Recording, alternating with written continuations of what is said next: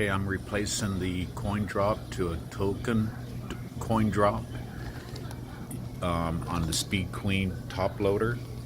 You need to check your wiring harness to make sure you have coin 1 and coin 2.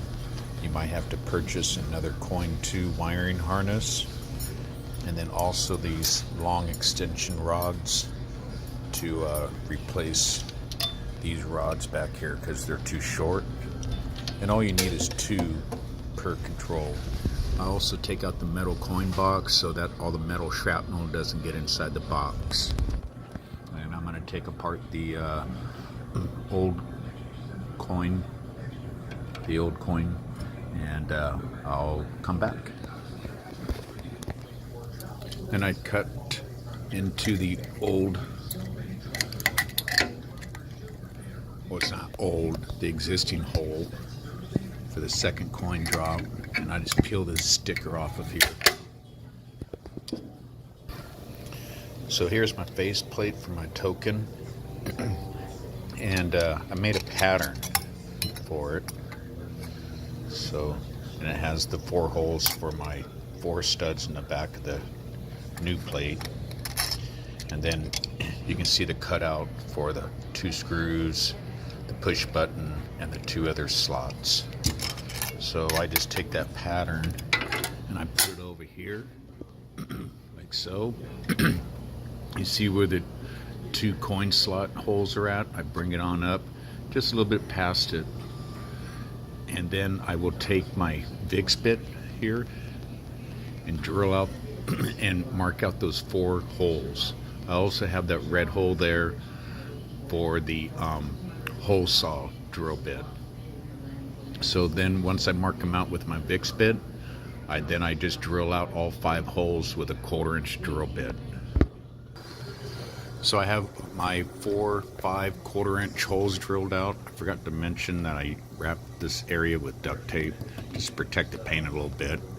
Now I'll take my 1/2-inch or 3/8 drill bit and drill out these 2 rods that used to hold the that guides the bolt, the nuts, to tighten up the old coin drop. So I'm going to drill those out, and they'll just drop right out. So I have those 2 drilled out there. Now I'm going to take my 1.5-inch hole saw and go right over here and put my bit in there and drill that out. I usually leave the bit long out the hole saw, because if you leave it short, once that hole saw grabs that metal, it'll probably dance on you. So I'm going to go ahead and do that now. So where these red lines are at, you know, like they line up to the outside of this, and I'm just going to cut that straight on up, and then I was going to cut that straight on up to the top of this area right here. Cut that, get that cut across.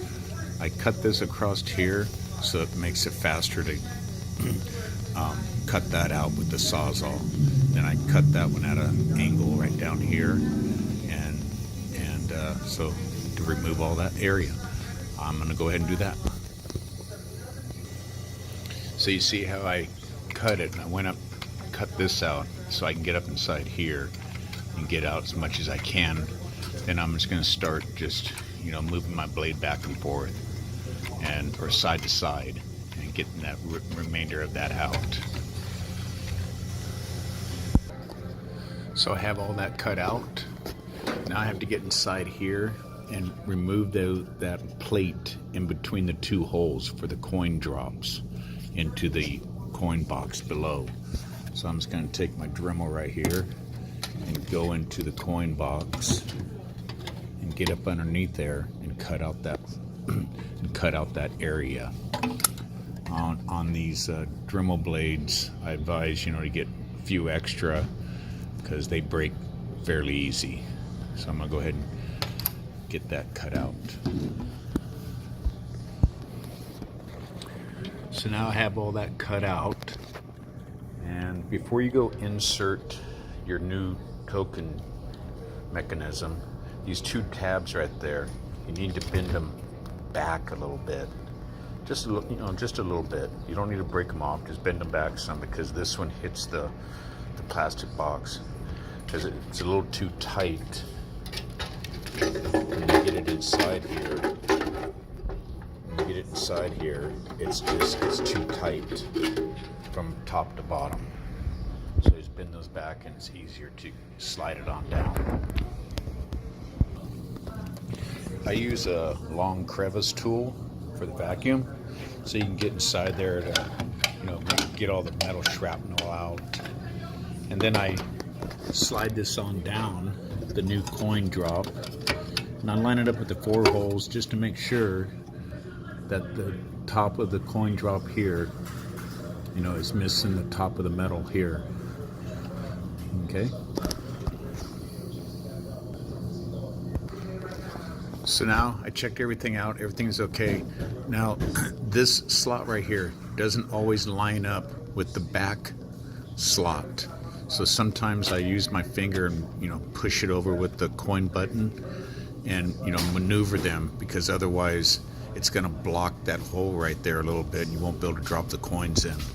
Then I drop in 2 of the long rods. I just go 1 on each corner and tighten it up with the 1/4-inch ratchet, a little bit. You have to have patience with these because you can't see down here, and you just have to feel for the stud in the back of the plate until you get it.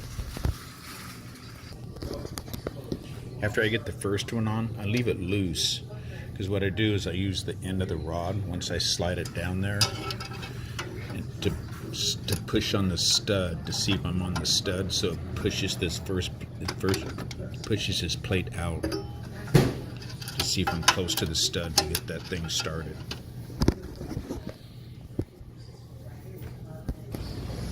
So now I got my plate together, and like I said, you got to have patience with these 2 rods.